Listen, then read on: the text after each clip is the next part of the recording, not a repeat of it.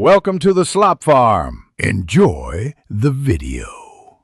You start by opening Snapchat and creating or selecting the snap you want to edit.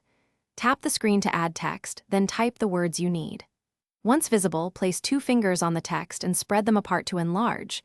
This is the native pinch-to-zoom method. Make sure to hold steady. Snapchat scales from the text box, not the keyboard. If you need more space, rotate the phone or adjust alignment because text wraps differently at larger sizes. Once you've enlarged the text, fine-tune positioning and style. Use a single finger to drag the text where you want it. Alignment matters because bigger fonts can clip or hide. Tap the font name or color wheel to switch styles and contrast. Bolder fonts read better when large. If letters appear cropped, reduce size slightly or move away from the edge. Remember, font scaling affects line breaks, so adjust line length or font style to keep readability high. Finish by tapping the checkmark to lock the text, then send or post as usual. If the pinch gesture doesn't change size, quit the app and reopen. Sometimes the text tool gets stuck. Once done, make sure your app is updated. Older versions can break gestures.